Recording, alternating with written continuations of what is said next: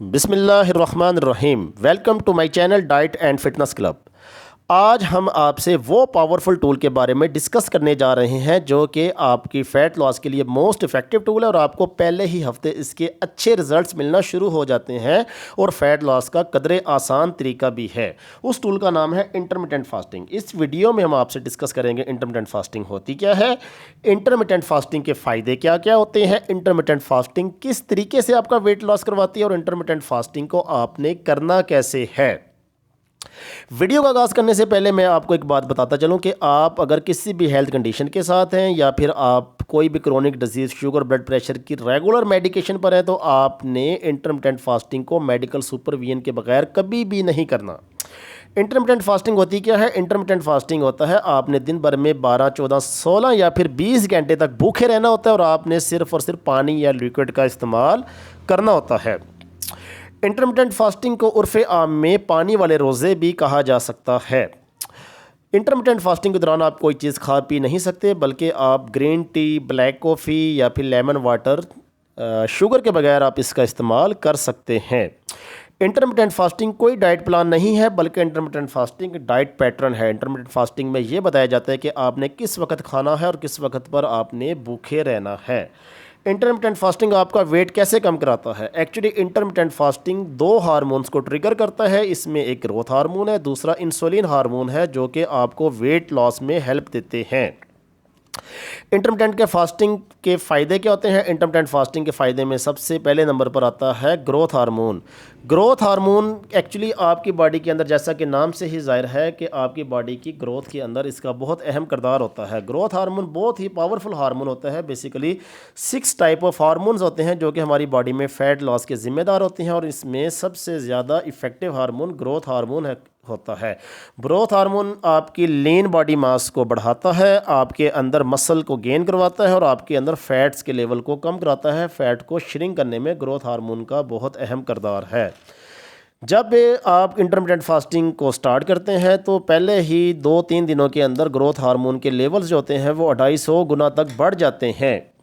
और एक रिसर्च के अंदर ये भी आया है कि अगर आप 5 दिन तक इंटरमिटेंट फास्टिंग करते हैं तो इसके लेवल 1250 गुना तक भी बढ़ जाते हैं।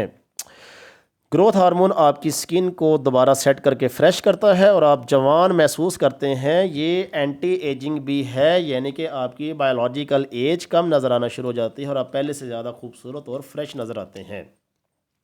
दूसरा बड़ा फ़ायदा ये है कि इंटरमिटेंट फास्टिंग आपके अंदर ऑटोफेजी के निज़ाम को एक्टिवेट करता है। अल्लाह पाक ने हमारे जिस्म को बहुत सारे खुलियों के साथ मिलकर बनाया है, यानी कि पूरी एक फैक्ट्री है जिसका अपना अपना काम है। जिस्म के खुलियों के यानी कि सेल्स के डिफरेंट काम होते हैं। कोई प्रोटीन को तोड़ता है तो कोई आपके अंदर तवानाई बनाने का काम करता है। काम करने के दौरान जब से कि हम प्रोसेस फूड या फिर लाइफस्टाइल या बढ़ती एज के साथ साथ ये सेल्स की तोड़ फोड़, इनके अंदर कचरा और गंद वगैरह आना शुरू हो जाता है, तो ऑटोफेजी का निज़ाम वो होता है जो कि इसकी सफाई का काम करता है और गैर ज़रूरी चीज़ों को ख़त्म कर देता है। तीसरा बड़ा फ़ायदा ये है, इंटरमिटेंट फास्टिंग आपकी बॉडी के अंदर स्टेम सेल मोबिलाइजेशन का काम करता है। स्टेम सेल थेरेपी एक्चुअली एक ऐसी थेरेपी होती है जो कि लाखों रुपए लगाकर कराई जाती है। स्टेम सेल के अंदर ये होता है कि आपके जिस्म के अंदर जो तोड़ फोड़ हुई होती है उन सेल्स की रिपेयरिंग का काम शुरू हो जाता है। इंटरमिटेंट फास्टिंग आपके सेल्स के अंदर जो कमज़ोर हिस्से होते हैं उसको रीजनरेट करके आपको एक नई लाइफ और एक सेल्स को एक नई ग्रोथ और एक नया एक ट्रेंड देते हैं। चौथे नंबर पर बड़ा फ़ायदा ये है जो पानी वाले रोज़े, यानी कि इंटरमिटेंट फास्टिंग के ज़रिए क्या होता है, आपके अंदर माइटोफेजी का निज़ाम एक्टिवेट हो जाता है। हमारी बॉडी के सेल्स के अंदर माइटोकॉन्ड्रिया एक चीज़ होती है जो कि तवानाई बनाने का काम करती है। हमारे घरों के अंदर अक्सर जो बुज़ुर्ग डायबिटिक का शिकार हो या फिर जो बीमार होते हैं वो अक्सर कहते हैं कि हमें बहुत ज़्यादा वीकनेस है, हम ये काम नहीं कर सकते। तो आपने अपने बुज़ुर्गों को जहाँ लो कार्ब डाइट करवानी है वहाँ पर आपने अपने डॉक्टर के मशवरे से इनको इंटरमिटेंट फास्टिंग भी करवानी है, ताकि इनके माइटोकॉन्ड्रिया के अंदर जो कि एनर्जी बनाने का काम करते हैं ऑटोफेजी के ज़रिए जो कि ख़त्म हो जाते हैं। माइटोकॉन्ड्रिया के अंदर जो आपका माइटोफेजी का निज़ाम होता है वो अच्छी तवानाई दे के इनको दोबारा ताकत देता है और इस तरीके से आपके जो बुज़ुर्ग होते हैं उनके सेल्स को नई ताकत मिलती है और वो पहले से ज़्यादा हेल्दी और अच्छा फील करते हैं। सबसे बड़ा और 5वें नंबर पर मेरे नज़दीक जो इंटरमिटेंट फास्टिंग का फ़ायदा है वो ये है कि वो आपके इंसुलिन रेजिस्टेंस को बेटर बनाता है। इंसुलिन एक्चुअली वो हार्मोन होता है जो कि आपकी बॉडी के अंदर वेट को बढ़ाने का ज़िम्मेदार होता है। अगर आपको किसी भी बंदे का बढ़ा हुआ वेट नज़र आए तो समझ लें कि उस बंदे के अंदर इंसुलिन के लेवल्स डिस्टर्ब होते हैं। इंसुलिन एक्चुअली काम कैसे करता है, हम जैसे ही कोई चीज़ खाते हैं तो हमें एनर्जी मिलती है और हमारे जिस्म के अंदर वो ग्लूकोज को बना देता है।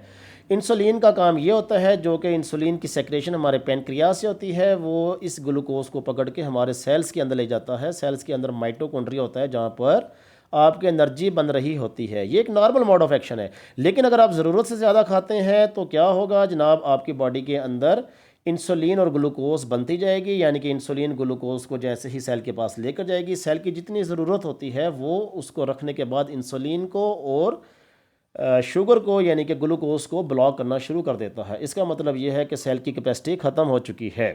अब वो एक्स्ट्रा ग्लूकोज और जो शुगर होती है वो आपके ब्लड के अंदर रहना शुरू हो जाती है। यहाँ से आपका सफ़र शुरू हो जाता है प्री डायबिटिक होने का। अगर प्रलॉन्ग टाइम तक यही कंडीशन चलती रही तो आप प्री डायबिटिक से डायबिटिक यानी कि शुगर के मरीज़ बन जाते हैं। इंटरमिटेंट फास्टिंग से होता यह है कि आपके इंसुलिन के लेवल नीचे आते हैं, इससे आपको इंसुलिन की स्पाइक नहीं होती और आपसे नॉर्मली इसके अंदर आपकी भूख और हंगर जो होती है वो भी कंट्रोल हो जाती है। तो जब आपकी भूख और हंगर कंट्रोल हो जाती है तो आप कम खाते हैं और इससे आपका वेट नहीं बढ़ता। इंसुलिन ही बेसिकली ज़िम्मेदार है आपकी बॉडी के अंदर फ़ैट बनाने की। तो जब इंसुलिन कम पैदा होगी तो आपकी बॉडी के अंदर फ़ैट नहीं बनेगा, इससे आपके अंदर फ़ैट लॉस स्टार्ट हो जाएगा। अब मैं आपको बताता हूँ कि आपने इंटरमिटेंट फास्टिंग को करना कैसे है।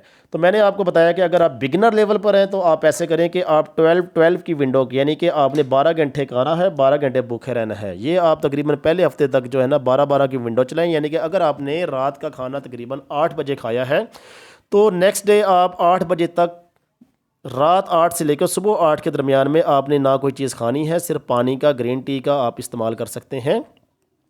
एक हफ्ते तक आप यही कंडीशन रखें, फिर आप इसको 12 से एक्सटेंड करके 14-10 पर ले जाएं, यानी कि आपने 14 आवर्स भूखे रहना होता है।